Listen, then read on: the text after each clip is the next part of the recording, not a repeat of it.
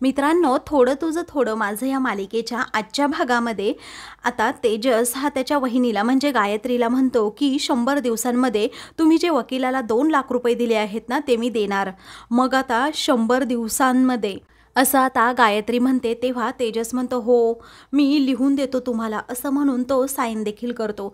दुसरीकडे मानसी आता विद्यापीठामध्ये पहिली आलेली असताना तिला वेगवेगळे जॉब ऑफर होतात, परंतु एक खूप मोठ्या हॉटेलची नोकरी तिला मिळालेली असते आणि ते लगेच ऑफर लेटर देखील देतात. आता मानसी खूपच खुश होते. तेव्हा तिच्या मैत्रिणी म्हणतात की मानसी, आजपर्यंत अजून कोणत्याच मुलीला अशी डायरेक्ट जॉब ऑफर मिळालेली नाही. त्यावेळी मानसी खूपच खुश होते आणि म्हणते की थँक्यू सो मच सर, परंतु तुम्हाला होकार कळवणे अगोदर मला माझ्या बाबांची परमिशन घ्यावी लागेल. तर आता दुसरीकडे सर्वजण आता संपतरावांचं कौतुक करत असतात.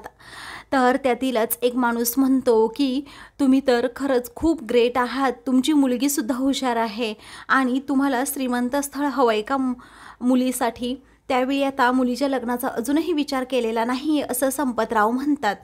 त्यावेळी आता तो माणूस म्हणतो परंतु करावा लागेल आता, कारण तुमची मुलगी म्हणजे हिरा आहे, हिरा, आणि माझा मुलगासुद्धा खूप हुशार आहे, त्यामुळे तुम्ही जरा विचार करा.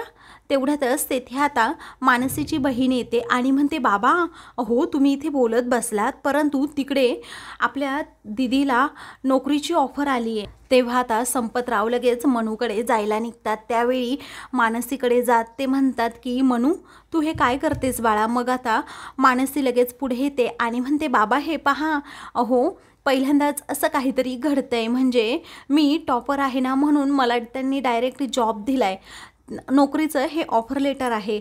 त्यावेळी संपतराव म्हणतात काय म्हणाली. त्यानंतर संपतराव लगेच सरांकडे जातात आणि विचारतात कसली नोकरी आहे. तेव्हा हॉटेलमध्ये नोकरीची सोय आम्ही करून देणार आहोत, कारण आमचा बिझनेस आम्हाला एक्सपांड करायचा आहे. मग आता संपतराव हात जोडून माफी मागतात आणि म्हणतात माझ्या मनूला असल्या कुठल्याही नोकरीची गरज नाही. तेवढ्यातच तेथे असणारा एक सिनियर हा त्यांच्यावर खूप हसतो आणि म्हणतो की एवढी कॉलेजमध्ये टॉपर असून काय उपयोग जर नोकरी करणार नसेल तर. तेव्हा आता संपतराव खूपच चिडतात आणि म्हणतात आमचे विचार तर कधीच बदलणार नाही, कारण चाकरी करणाऱ्याच्या मुलीने पुन्हा चाकरीच करावी असं कुठे लिहून ठेवलंय का. त्यावेळी आता संपतराव हे खूपच चिडलेले असतात, तर मनू खूप घाबरते. त्यावेळी संपतरावांनाच त्यांची चूक समजते. ते आता लगेच शांत होतात आणि मानसीकडे पाहतच राहतात. त्यानंतर सरांकडे जात हे संपतराव म्हणतात की साहेब तिने कधी मोठी स्वप्न पाहूच नये का. अहो मी सुद्धा अशीच चाकरी करत होतो, असं म्हणून त्यांना कुटुंबासाठी नक्की काय काय चाकरी केली, कशा प्रकारे मी ओझी वाहिली, त्याचबरोबर विटांच्या कारखान्यावर काम केलं, हे सगळं काही आठवत असतं. ते खूपच इमोशनल झालेले असतात आणि साहेबांना म्हणतात की प्लीज माझी मुलगी अशी नोकरी नाही करू शकत, कारण माझ्या मुलीला मला खूप मोठं होताना पाहायचंय. तेव्हा ते मानसी समोरच सांगतात जोपर्यंत माझ्या जीवात जीव आहे तोपर्यंत अजिबात माझी मानसी कोणाची चाकरी करणार नाही. आता रागातच ते लगेच ऑफर लेटर देखील फाडून टाकतात. मग आता मानसीला जरा वाईट वाटतं, तर तिच्या मैत्रिणी आणि मानसीची बहीण ही लगेच तेथून जाते. तेव्हा आता मानसी म्हणते बाबा मला समजतंय नक्की तुम्हाला काय म्हणायचंय. त्यावेळी संपतराव म्हणतात बाळा तू मला मनवण्याचा अजिबात प्रयत्न करू नकोस. तेव्हा ती म्हणते की नाही बाबा मी तुम्हाला मनवत नाही आहे, जर तुम्हाला मी नोकरी केलेली आवडत नसेल तर मी यापुढे कधीही नोकरी करणार नाही. तेव्हा संपतराव खुश होतात. त्यानंतर आता सर्वजण आपल्या गावी जायला निघतात. संपतराव आता मनूला म्हणतात की बस बाळा गाडीमध्ये. तेव्हा ती गाडीत बसणार असते. त्याचवेळी आता तिच्या दोघीही मैत्रिणी देखील त्या गाडीत बसलेले असतात. तेव्हा ती म्हणते तुम्ही उतरा खाली आता. मग आता नाही त्या उतरणार नाहीत, कारण काही दिवस आपण त्यांनासुद्धा तिकडे आपल्या गावी घेऊन जाणार आहोत, असा आता मानसीला आनंदाचा धक्का देत संपतराव म्हणतात. तेव्हा मानसी खूपच खुश होते. त्यावेळी आता तिच्या मैत्रिणी सारख्या तिला म्हणत असतात की इंटर्नशिपसाठी तुला आम्ही पुन्हा इकडे घेऊन येणारच.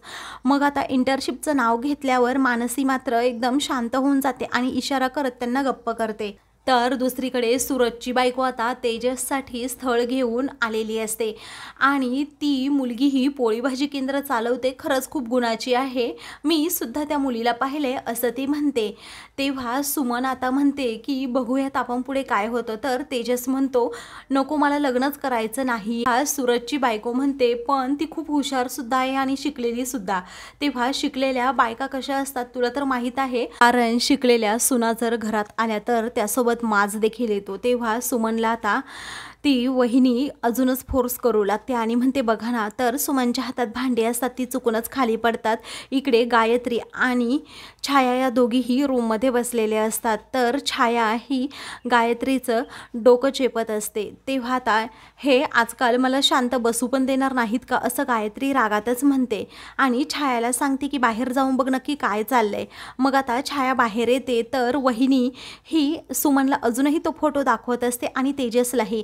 तेव्हा छायाला आता लगेच क्लिक होतं. मग तेवढ्यातच तेथे गायत्री देखील येते. त्यावेळी भाऊजींनी तुला घराबाहेर काढलं तरीही अजून तुझं डोकं ताळ्यावर आलं नाही का, असं गायत्री म्हणते. त्यावेळी ती वहिनी म्हणते की नाही आलं. मग आता गायत्री म्हणते नक्की काय सिद्ध करायचं आहे.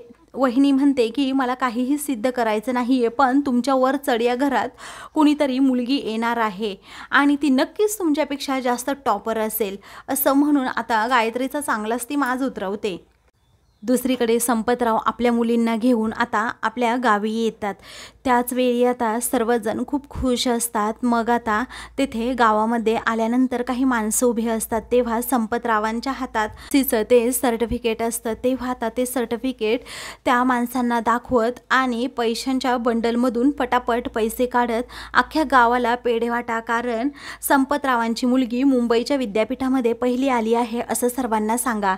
तेव्हा विषय आहे का, असं म्हणून ती माणसं ते पैसे घेतात आणि अख्ख्या गावाला पेढे वाटतो असं म्हणतात. त्यावेळी संपतराव खूपच खुश होतात. त्यांना मानसीचं विशेष कौतुक असतंच. मग त्यानंतर आता मानसी म्हणते बाबा मी इथे थांबू का जरा, गणपतीच्या मंदिरामध्ये आम्हाला पाया पडायचं आहे बाप्पाच्या. तेव्हा ठीक आहे असं संपतराव म्हणतात. सर्व मुली आता तेथे मंदिराजवळ उतरतात. तेथे गेल्यानंतर आता त्या गुरुजींचा आशीर्वाद घेतात आणि बाप्पाचा देखील. मग त्यानंतर मानसी म्हणते की मला मंदिराला प्रदक्षिणा घालायच्यात. ती आता मंदिराला प्रदक्षिणा घालत असते. तेवढ्यातच नवीन जोडपं एक तेथे येतं आणि नारळ फोडतं. तेव्हा त्यांचा नारळ नासका निघतो. त्यावेळी आता ते जरा नाराज होतात. मग आता मानसी तितक्यात तेथे येते आणि म्हणते की हा नासका नारळ आहे ना गुरुजी, तो माझा आहे आणि हा चांगला आहे ना, तो त्यांचा आहे. तेव्हा आता ते नवीन जोडपं खुश होतं. ते तेथून जातात. त्यावेळी मानसी म्हणते की त्यांचं नवीन लग्न झालंय ना गुरुजी, म्हटल्यावर आपण त्यांना असं दुखवू शकत नाही. शेवटी त्यांच्या मनात असं यायला नको ना की बाप्पाने असं का केलं म्हणून.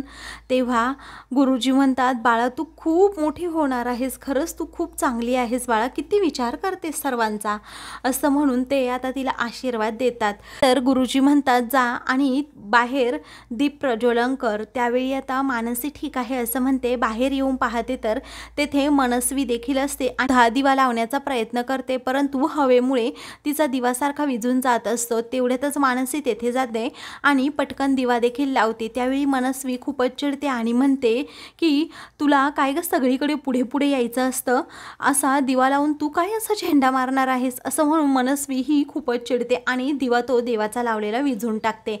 मग आता मानसीला खूपच वाईट वाटतं. तर आता मानसीच्या ज्या मैत्रिणी असतात त्या मानसीच्या बहिणीला विचारतात काय ग ही कोण. त्यावेळी आता तिची बहीण सांगू लागते ही आहे मनस्वी. आता या दोघीही सणस.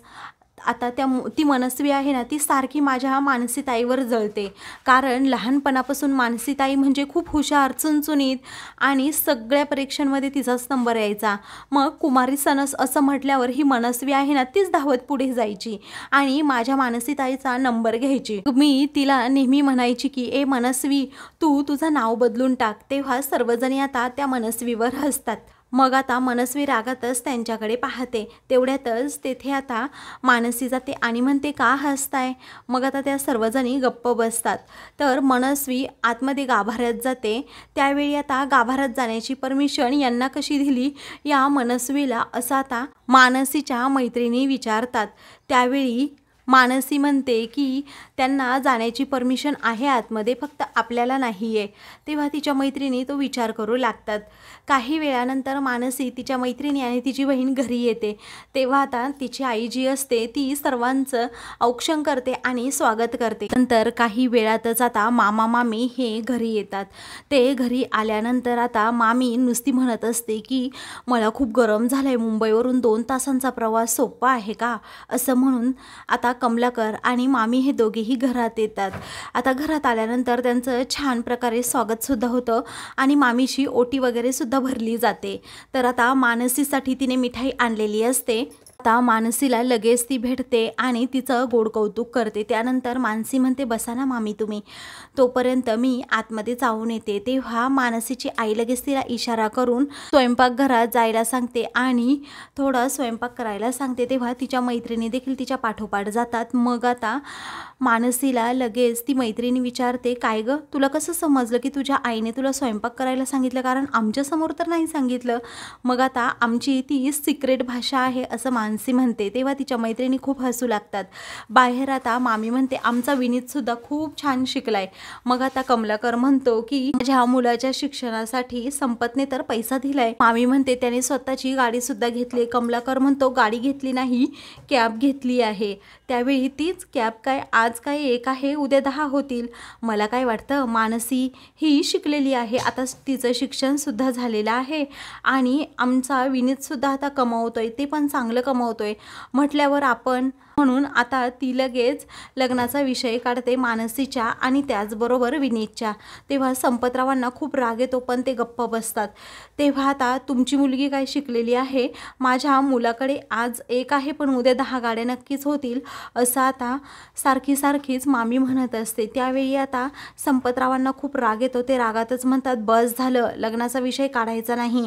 तेव्हा मानसीची आई असते ती म्हणते हो जरा शांत राहा, त्यांनी फक्त लग्नाचा विषय काढलाय, आपण थोडं लग्न लावून देणार आहोत. तेव्हा संपत म्हणतो तरीही नाही, ज्या घरी लक्ष्मी पाणी भरत असेल ना त्याच घरी माझ्या मनुताईचं लग्न होणार आणि ते मी करून देणार. तर आता मित्रांनो पुढील भागामध्ये संपतराव हे मानसीचं जे सर्टिफिकेट असतं ते आता भिंतीवर चिकटवत असतात. त्यावेळी आता मानसी तेथे जाते आणि म्हणते की गायत्री मॅमची सही राहिली आहे, मी जाते तिकडे मुंबईला आणि घेऊन येते, चालेल ना. तेव्हा आता संपतराव म्हणतात बरं ठीक आहे बाळा, असं म्हणून ते तिला परमिशन देतात. त्यानंतर तेजस म्हणतो काहीतरी जुगाड करायला पाहिजे. पुढे आता संपतराव उभे असतात, एका गाडीची डील करत असतात. तर 30 लाखाला त्या गाडीची डील होते. तेव्हा तेजस त्याकडे पाहतच राहतो आणि म्हणतो आता मी ह्या माणसाकडूनच पैसे काढणार, असं म्हणून आता तो संपतरावांकडे पाहतच राहतो.